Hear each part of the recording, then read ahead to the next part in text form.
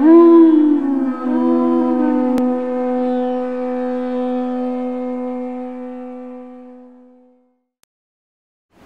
Namo Bhagavate Vasudevaya.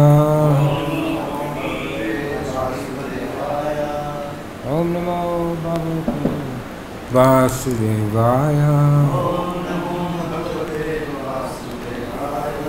Om Namo Bhagavate Vasudevaya.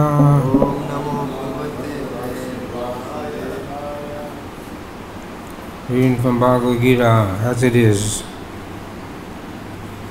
Chapter 14, text number 3, page 605. Mana mama yonir mahabrahma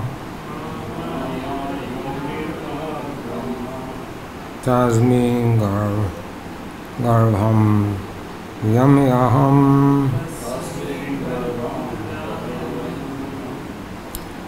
Sambhava Sarvabhutanam Tato Bhutvanti Bharata Mama Yonir Mahabrahma Tasmin Garbham Yadamiyaham Sambhava Sarvabhutanam Yato Bhavanti Bharata Mama Yonir Mahabrahma Tasmin Garbham Vidamaham Sambhava Sarvabhutanam Tato Bhavanti Bharata. Word for word. Mama, my, Yoni, source of birth, Mahat, total material existence, Brahma, supreme, Tasmin, in that, Garbham, pregnancy, Adami, create, Aham, I, Sambhava, the possibility, Sarvabhutanam, of all living entities, Tata, thereafter, Bhavanti, becomes, Bharata, the son of Bharat. Translation, purport by His Divine Grace, A.C. Bhakti-Vedanta Swami, Srila Prabhupada. The total material substance called Brahman is the source of birth. It is that Brahman that I impregnate, making possible the births of all living beings, O son of Bharata. Please repeat. Total material substance called Brahman is the source of birth, and is that Brahman that I impregnate, making possible the births of all living beings, O son of Bharata.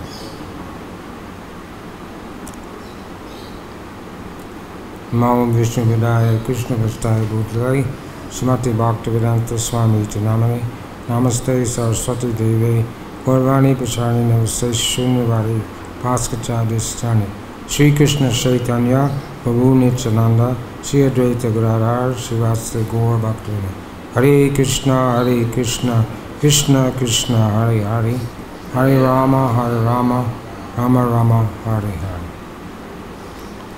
Purport by His Divine Grace A.C. Bhakti-Vedanta Swami Prabhupada. This is an explanation of the world. Everything that takes place is due to the combination of Setra and Setra-Gya, the body and the spirit soul. This combination of material nature and living entity is made possible by the Supreme God Himself. The Mahatattva is the total cause of the total cosmic manifestation, and that total substance of material cause. And that total substance of material cause, in which there are three modes of nature, is sometimes called Brahman. Supreme Personality impregnates that total substance, and thus innumerable universes become possible. This total material substance, Mahatattva, is described as Brahman in Vedic literature, Mukundaka Upanishad. Tasmat etad Brahma nama rupa anam jayate. Supreme Person impregnates that Brahman with the seed of living entity. The 24 elements, beginning from earth, water, fire, air, are all material energy, and they constitute what is called Mahad Brahma, or the Great Brahman, material nature. As explained in the 7th chapter, beyond this there is another superior nature, living entity. Into material nature, the superior nature is mixed by the will of the Supreme Personality Godhead, and thereafter all living entities are born in this material nature. The scorpion lays its eggs in piles of rice, and sometimes said the scorpion is born out of rice. But the rice is not the cause of the scorpion. Actually, the eggs were laid by the mother. Similarly, material nature is not the cause of the birth of living entities. The seed is given by the Supreme Personality Godhead, and they only seem to come out as products of material nature. Thus, every living entity, according to his past activities, has a different body created by material nature, so the entity can enjoy or suffer according to his past deeds. The Lord is the cause of all the manifestation of all living entities in this material world. Translation again. The total material substance, called Brahman, is the source of birth, and is that Brahman that impregnate, making possible the birth of all living beings, O son of Bharata.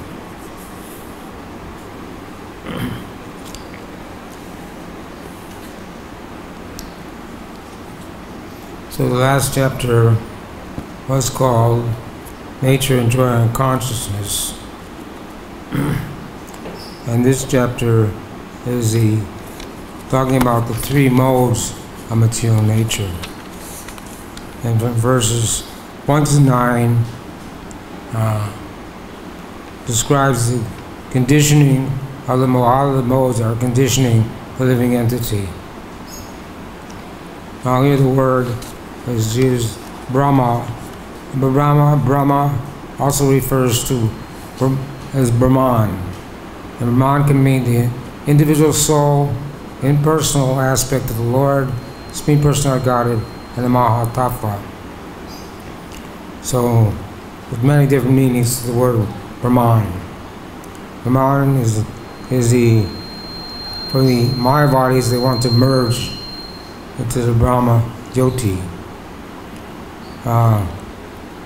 But here the Brahman is referring to the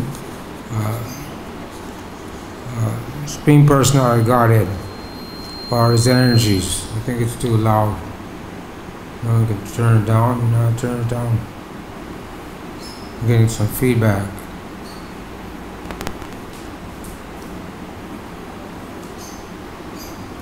So this is the explanation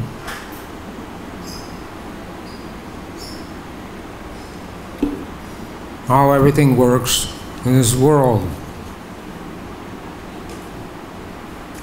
So everything is a combination of material nature and the soul, or Satragya. Explained in the 13th chapter.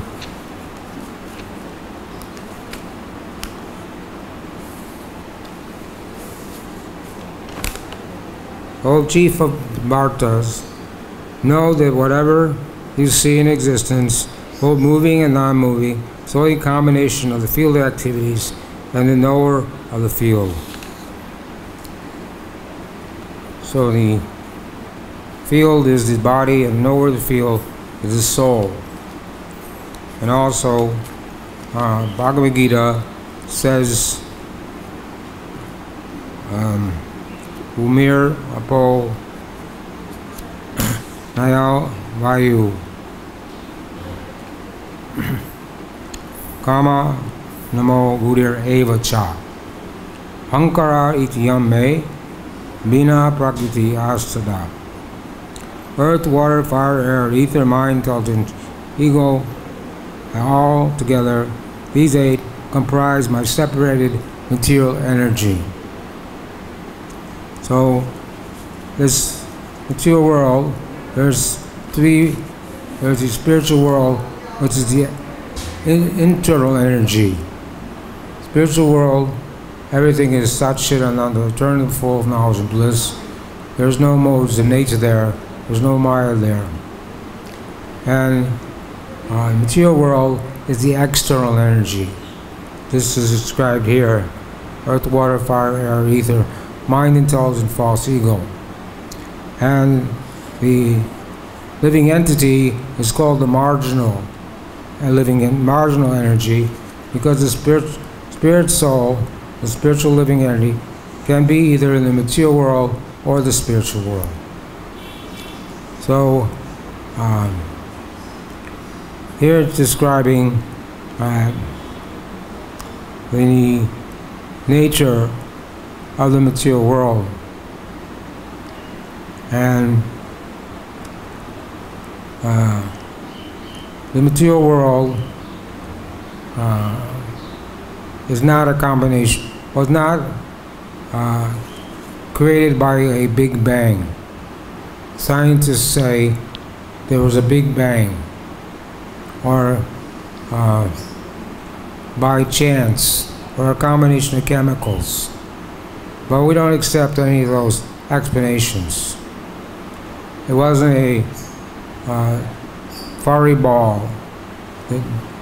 They say there was a fiery ball at one time in history that came out of nowhere, and that fiery ball became the Earth planet, and when the fire went out, then there was fish and birds and insects and beasts and human beings. So everything, they say it all happened by chance, or just or somehow or other it happened. But nothing in this world happens by chance. Here it says, the word is used, garbo, the embryo, the Supreme Lord impregnates the Mahatattva. He puts the material world into motion. First is a Golok Vrindavan, Krishna and Golok Vrindavan, Krishna Balaram. Then there's the quadruple expansion, Shankar, Shan, Pradyumna, Aniruddha, and Vasudev. And then all comes the Mahavishnu expansions in the Vaikuntha planets. And from them, then there's a second chapter of Yuha, Pradyumna, Sankarshan, Aniruddha, and Vasudev. And from them come the Mahavishnu, Karnadakshay Vishnu, Kshiradakshay Vishnu, and Garbhadakshay Vishnu. These are all expansions of the Lord, and they have their different functions. So from Karnadakshay Vishnu comes Garbhadakshay Vishnu. And Garbhadakshay Vishnu, he's born from his navel. He's laying on the causal ocean, and from his navel, Lord, comes the lotus flower. And from that lotus flower, Lord Brahma, who is the first being, in the material world comes from that, is born on that lotus flower. And he is the secondary creator. So all these things are happening not by chance and not by speculation. This is given by Srila Vyasadeva in the Vedic literatures. Veda means end of knowledge.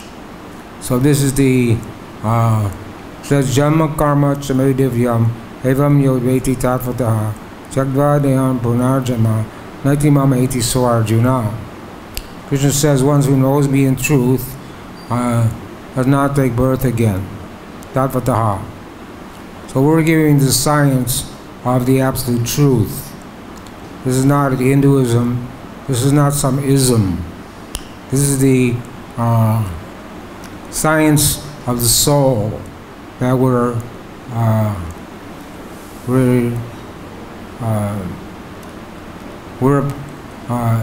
this body. We're in this body, but we're not this body. We're spiritual living entity, but we're identifying with this body. But the living entity in the body is this. The life force in the body comes from the soul. So that we can't accept that life is just a combination of chemicals, because if a person dies, they can't call somebody to put the chemicals back in the body. If your car breaks, you can call a mechanic and he can fix it, put it back together so it runs. But if somebody dies, they can't call a mechanic to put your body back together so you live again. Of course, there's some mystic power, and the demigods have some mystic power. Some instances where people did come back to life. Like Parasuram was ordered by his father to kill his mother. First his father ordered his brothers to kill his mother. They didn't want to do it.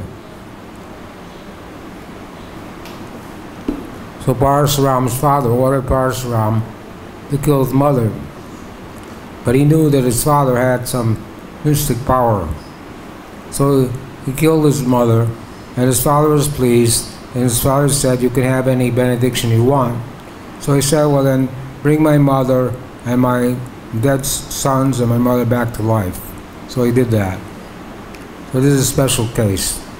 Otherwise, it's not possible for any ordinary living entity. Once the person is gone, he's dead and gone. Dust to dust, earth to earth, whatever. And so this is a true understanding that life does not come from chemicals. They can make all the experiments they want. Krishnadas Kaviraj says it in Chaitanya Charitamrita over and over again. Life is not a combination of chemicals. Because where are those chemicals? And which chemicals stop you from living and make you die? They can't say. So it's false conception. But here it's described that when the Lord Brahma goes to sleep, or at the end of Brahma's life, all the living entities in the material world are wound up into Mahavishnu. And then, at the time of creation, when Garbhodakshai Vishnu exhales, from the pores of his body, all the different universes come out again. And then Brahma is the secondary creator. And all the living entities that were wound up in Mahavishnu again come into existence by Brahma's expansions. From Brahma's body come many different living entities, Daksha, progenitors like Daksha and Kardama Muni, and the four Kumaras, Lord Shiva, they all come from the body of Lord Brahma. And Lord Brahma then orders them to become progenitors, or to create population, to generate population in the material world. So in this way, material world gets filled up with living entities again. But they get different bodies according to their karma, or what they did in their last life. Though denosmin yatadehe komaram yovanam jara tadadeyam bhaptir virastatra namuyate. So the soul is passing from boyhood to youth to old age, and then to death, and again takes birth again, over and over again, like a Ferris wheel, goes round and round. And there's 8,400,000 species of life. So according to your activities in this life, then at the time of death, you go to the court of Yamaraj, who's the Lord of Death, and he decides what your next body will be. If you were a pious soul and you perform pious activities, then you can go to that heavenly planet. If you're a sinful person, then you have to go to hellish planet to suffer and then take birth again. And after your suffering is finished. So it's not that there's nothing at the time of death. Most people think that this material world is meant to enjoy, and that at the end of life, everything is finished. So especially the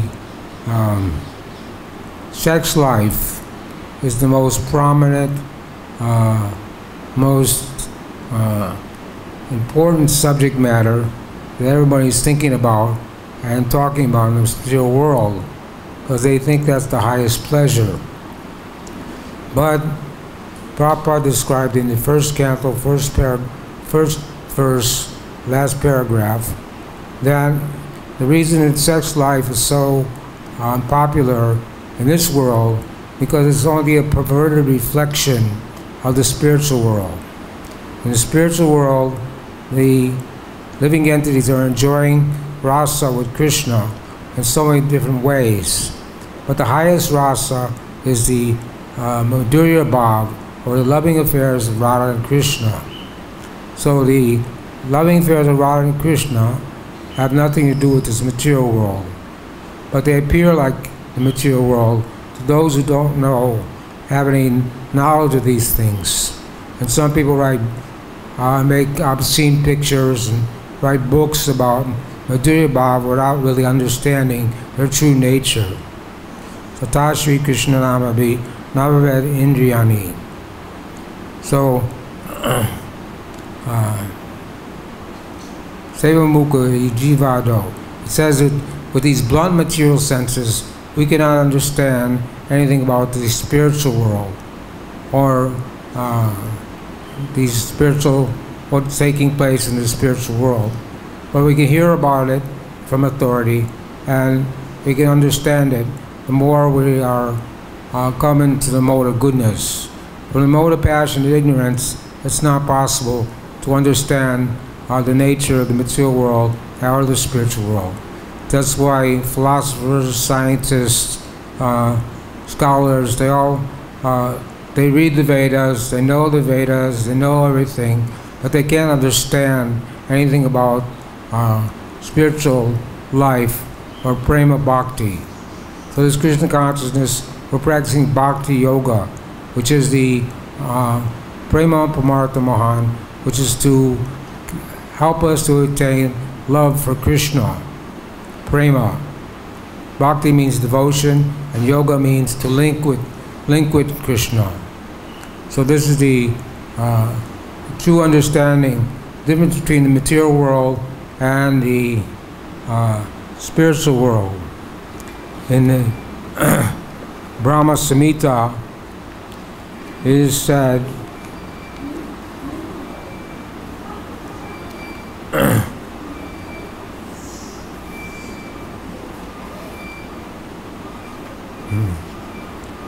it is talking about the karma of the living entity.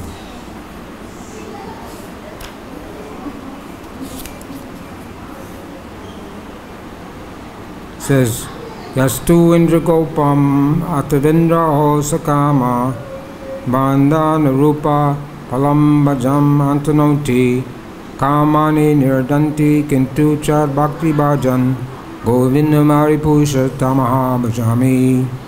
I adore the primeval Lord Govinda, who burns up to roots all fruitive actions, activities of those who are imbued with devotion and particularly ordained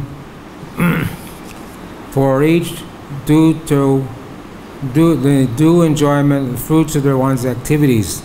All those who walk the path of work or karma in accordance with the chain of their previous performed work, no less than the case of the tiny insect that bears the name Indragopa, than in that of Indra, the king of heaven. So it's saying here that all 8,400,000 species are suffering or enjoying according to their karma. So Krishna is the source. Here it says he's the father. They say Mother Nature. When we say Mother Nature, that means the Earth planet. But when there's a mother, then there has to be a father. Without a father, there's no chance of producing a child. So Mother Nature is the controller of the Earth planet, and the father is Krishna. And it says here, Ham bija pratapita, that I am the seed-giving father. Krishna is the seed-giving father. So Krishna, by Krishna's arrangement, the word embryo is used here. He impregnates the material nature, and then material nature goes into motion. So it's a combination of the mother and father that create the material world. It's not by chance, it's not by accident. You can't produce in the laboratory. They're trying to produce living entities in the laboratory, but you have to have a mother and a father.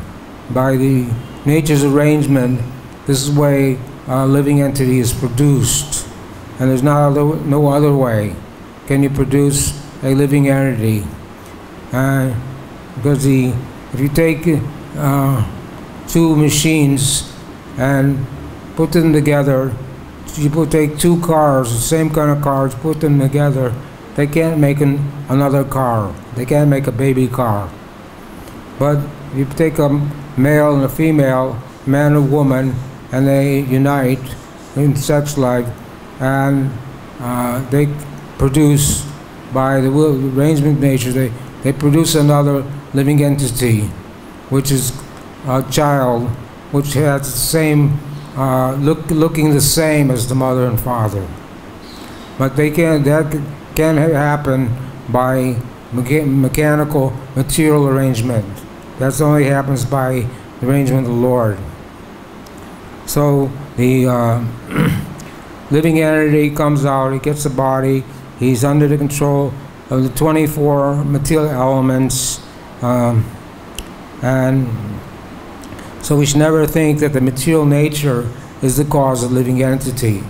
Material nature cannot move. Nothing can move without the sanction of the Lord. It doesn't go on automatically. There's the energy, the external energy of the Lord, which is the source of the material world, which is causing everything to go on. So in the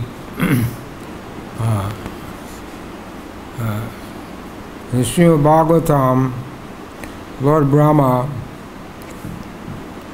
offered his prayers after Lord Brahma is the first created being, and he saw Krishna playing with his cowherd boyfriends and in Vrindavan. He thought Krishna was an ordinary boy, so he stole the cowherd boys and the calves, because Krishna was only a boy, and he would go to the forest every day with the calves. So Lord Brahma thought he would play some fun with Krishna, not knowing his power. So he stole the cowherd boys and the calves, and put them in a cave. Now Krishna was seemingly bewildered for a few moments. Of course, he's never bewildered. So he didn't know what to do. He didn't want his father and mother of the children to feel the pains of separation. He didn't want the cows to feel separation from the calves. So he expanded himself into all the calves and all the cowherd boys. So none of the mothers and fathers of the cows knew that their children were stolen by Brahma. So Brahma has a different lifespan and different time calculation. So a moment of his time was 1 year on this planet. So after a moment, Brahma decided to come back to the earth and see what mischief he had created. But when he came, he saw that all the cowherd boys were still there, all the calves were still there. And he was bewildered that he thought he stole them, but they were still there. Then he checked and he saw they were still there. But Krishna, by his Yogamaya potency, expanded all the cowherd boys and calves, so looking like the original cowherd boys and calves. And then Brahma came to his senses and offered prayers. And one famous prayer, Tate Nukampam Sushukshamano. Then this means, my dear Lord, one who earnestly awaits for you to bestow your causeless mercy upon him, all the while patiently suffering the reactions of his past misdeeds and offering you respectful obeisances with his heart and words and body, is surely eligible for liberation, for it has become his rightful claim. So the point, we should never blame Krishna for our suffering. And Lord Brahma could understand that he was not the all-in-all. Although he's the creator, he's the secondary creator. And Krishna to Bhagavan Swayam. And Ishvara Parama Krishna Satchidananda Vigraha Nandayade Govinda Sarvakara Karanam. Krishna is the cause of all causes. So Krishna is the original creator of all the living entities. He's the Supreme Personality of Godhead. And we just celebrated how Srila Prabhupada incorporated the International Society for Krishna Consciousness in New York in 1966. So he had one lawyer who was drawing up the paperwork to make the corporation. So Prabhupada said, I want to call it the International Society for Krishna Consciousness. But this man, the lawyer, said, better you call it the International Society for God Consciousness. But Prabhupada said, no, that's too vague. I want it to be called the International Society for Krishna Consciousness, because Krishna is the Supreme Personality of Godhead. Krishna is the original form, and no one is equal to or greater than him. And the Krishna means the all-attractive one. So that's why, so Prabhupada did that. He incorporated ISKCON, and that was in 1966, and then the movement began to expand. At that time there was only one temple. Then in San Francisco they opened another temple, and eventually Srila Prabhupada opened 108 temples until he left the world in 1977, and now we have over 600 temples. So the movement is expanding more and more. But Prabhupada knew that it was necessary that we incorporate the movement, even at that time when he only had a handful of followers, to make us a bona fide religion. Otherwise, people thought we were just another sect, and it'd come and go. There was different sects, different groups that are concocted by people that come and go. But the International Society for Krishna Consciousness, this is Sanatana Dharma. This is the eternal occupation of the soul. This applies to everyone. It means that just like the sun. The sun is shining in India, the sun is shining in China, the sun is shining in America. It's not an Indian sun, it's not a Chinese sun, it's not an American sun. The same sun everywhere. So the same way, the living entity in the body of different living entities is the same spiritual spirit soul and eternal servant of Krishna, Javer Swarupai, Krishna Nitnera Krishna Das. The same soul that we all have a same eternal identification as being the eternal servant of Krishna. And some people say, well, I have my God and you have your God. But God is God. There's not many gods. He has hundreds of millions of names, but you can call him whatever you want to call him, but we're still talking about the same person, Krishna. And he's the original cause of everything and the original God. So when Lord Chaitanya came 500 years ago, he introduced the Sankirtan movement, chanting the holy name. Harinam, Harinam, Harinam, Eva Kevalo, Kuluna Stevan, Stevan, Stevan, Gatyanyata. So in this age of Kali Yuga, the chanting the holy name, Hare Krishna, Krishna Krishna, Hare Hare, Hare Rama, Rama Rama, Hare Hare. This is the Yuga Dharma, or the practice in this age for becoming God conscious, or practice of self-realization, understanding eternal servants of God, eternal servants of Krishna. So other practices may have been done in different ages, but in this age we can't perform meditation, we can't do opulent sacrifices, we can't do opulent deity worship, but we can chant the holy name, and there's no hard and fast rules. So we chant on the beads every day, 16 rounds, Hare Krishna, Krishna Krishna, Hare Hare, Hare Rama, Rama Rama, Hare Hare. That is the order of Srila Prabhupada. Everyone who is initiated in this movement must chant 16 rounds every day and follow 4 regulated principles: no eating, no gambling, no intoxication, no illicit sex. In this way, we can keep ourselves in the mode of goodness, above the mode of passion and ignorance. If people don't follow these principles, then they always remain in the mode of passion and ignorance. And that will be described later in this chapter, how these modes are acting on the living entity and the symptoms of one who's in these different modes. So here it says, due to one's karma, one suffers or enjoys. It gives the example of the scorpion. Scorpion lays its eggs in the rice, and but it's not the scorpion is not the rice is not the source of the living entity. The source of the living entity is the mother of the scorpions. So it's just a misconception. So the living entities come out in this material world, and according to their karma, it's not Krishna is not is a loving God, and He wants everyone. He wants us to come back to Him more than we want to come back to Him. But He doesn't interfere with your karma.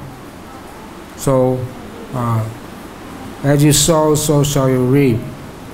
And it says, eye for an eye and a tooth for a tooth. So one boy was never trained by his mother. So he didn't know what was right, what was wrong. So he ended up committing murdering someone. And he was sent to jail. And he was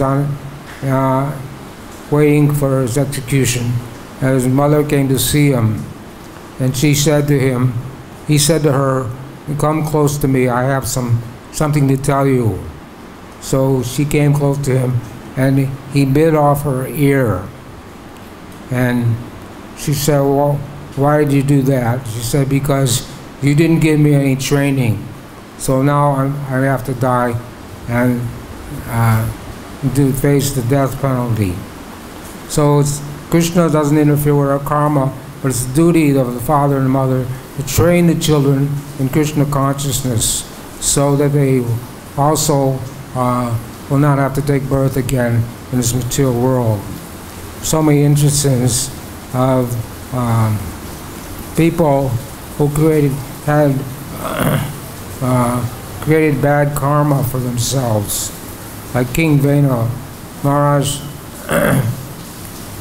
or Vena was a terrible child, and he used to play with his friends, and if there was an argument, he would kill them. So somehow he became the king, but he wouldn't listen to any good instructions. King's supposed to take the instructions from the Brahmanas are supposed to counsel the kings on how to rule the citizens. So then the Brahmanas could understand that Vena was not fit to be the king. So by their mantra, by the high sound of the words, they killed Vena. So this was his karma, that he had to be killed. And also Kamsa heard a prophecy that the 6 sons of Devaki or the 8th son of Devaki, or 8th child, was to be the cause of his death. So he decided that he got some bad advice from bad counsel. They told him any child can be the source of your death, so better you kill all the children. So not only did he kill all the 6 sons of Devaki, but he also ordered his men to kill all the babies born the last 10 days in Gokul in Vrindavan. So, but at last Krishna killed him. So he was very cruel, and according to his karma, then he had to suffer in so many ways. So in this way, people are enjoying or suffering, but Krishna doesn't interfere. The question was raised, why did bad things happen to good people? One time someone died prematurely, so some priests and some rabbis got together to try to explain why this person died. And the rabbi said that God couldn't do anything. It was out of his control. But we don't accept that, because when Samba was the first, or Pradyumna was the first son of Rukmini, and the Sambar demon heard that he was going to kill him. So the Sambar demon dressed himself as a beautiful woman and went in the maternity home and stole the baby and threw it in the ocean. But Rakhe Krishna Marike, Mare Krishna Rakhe, the baby was swallowed up by a fish, but it didn't die.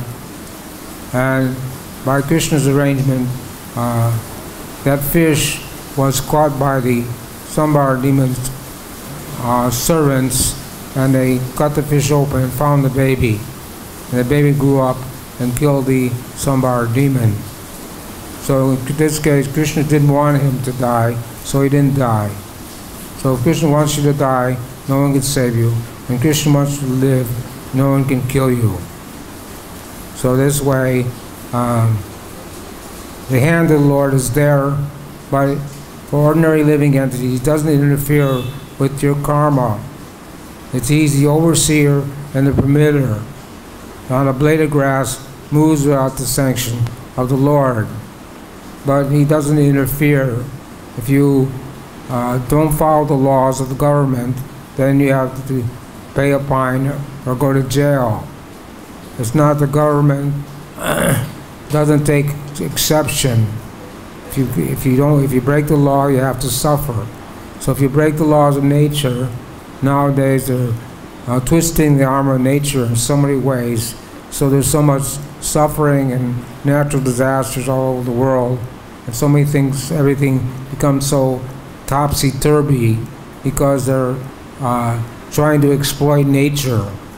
In India, the farmers are growing their crops, but they're not getting any seeds because they're genetically modified crops. So they get bigger and better crops, but they don't get any seeds, so they can grow new crops. So they're not getting enough money to support themselves. So they ended up drinking pesticide and committing suicide. So this is the result of twisting the arm of nature. In so many ways, air pollution, water pollution, everything's polluted in this world nowadays. But everything is going on as Krishna is witnessing these activities, but he doesn't interfere with our karma.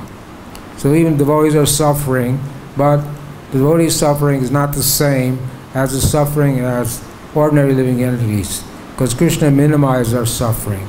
So if we cut our finger, we think that this is Krishna's mercy because it should have been my whole arm. So like it says, the devotee just sees everything as Krishna's mercy. And so we do have to suffer, but our suffering is minimized, and we still can continue performing devotional service. Because the time of initiation, Guru Krishna presided by Bhakti Lata Beach, one's karma stops. But when you turn off the fan doesn't stop running right away. It takes some time. So even though we take initiation, we're not creating new karma, but we have prarabdha karma, or karma from our past life, which we have to suffer for. And that Krishna minimizes that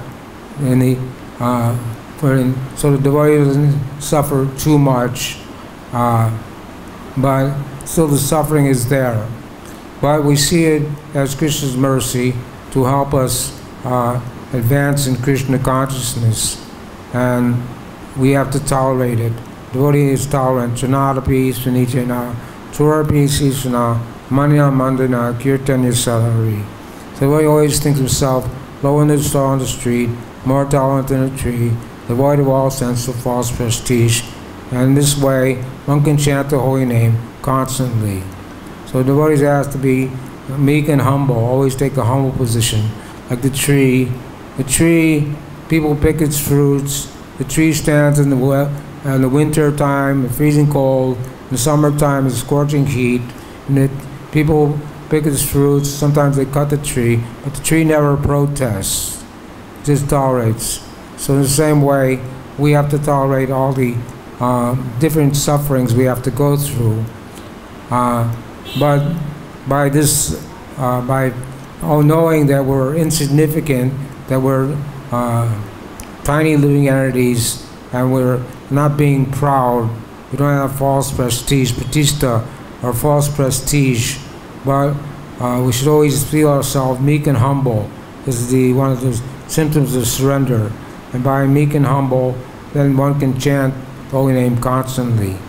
So this is the essence of all instruction, that we should chant the holy name and hear, chant, and remember name, form, qualities of Krishna 24 hours a day. So this is our what we do in this Krishna conscious movement. So we should always avoid the association of non-devotees, because they are always in the mode of passion and ignorance and want to bring us down to their level.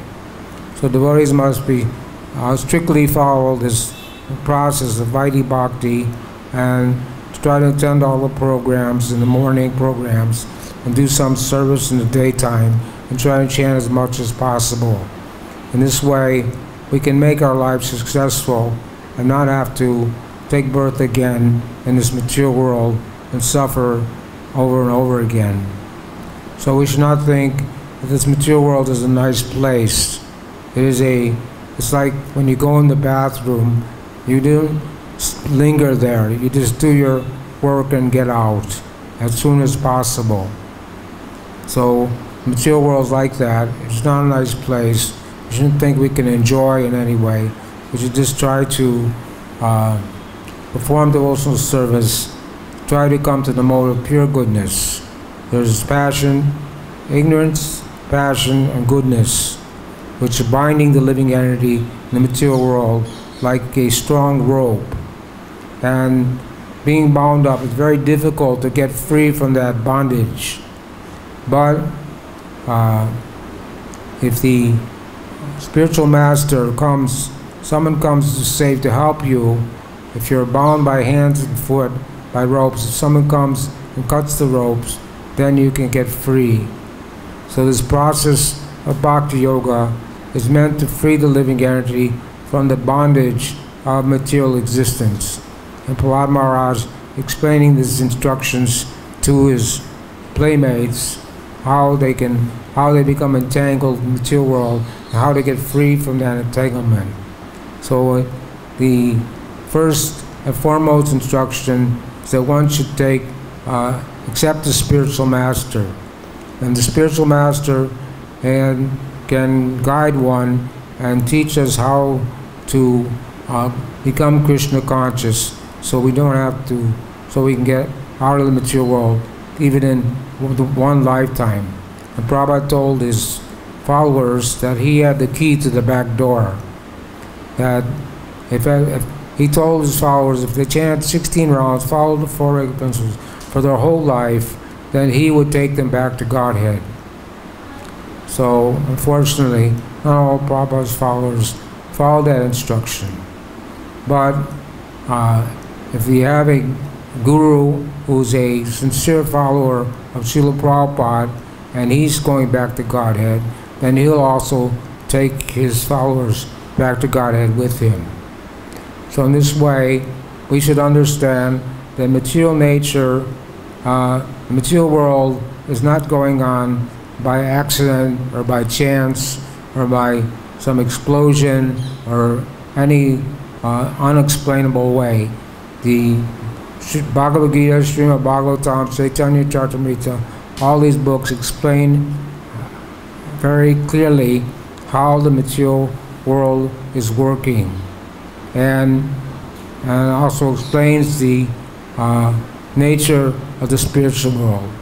But Bhagavad-Gita says the foolish living entity cannot understand how the modes of nature are working, but one who has eyes and knowledge, jnana chakshus, can see this clearly. The endeavor and transcendentals can see all this clearly, but one whose mind is not developed and one is not engaged in self-realization cannot see what is taking place, even if they try to. So the scientists can do all their experiments, even if they can count all the atoms in the world, or count all the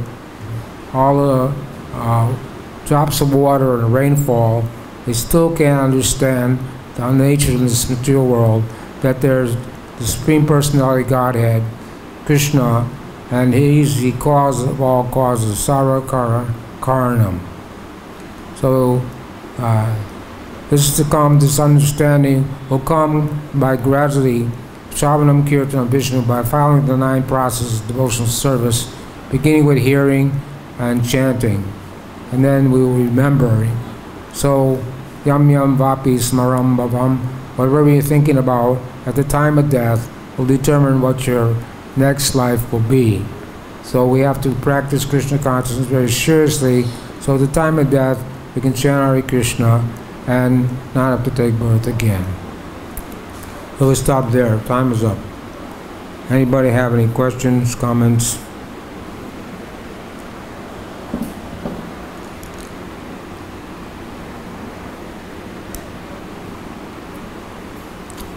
Yes, question, man. Hare Krishna. When we say Krishna Rakhe, Krishna Mare, Mare Krishna Rakhe Koi.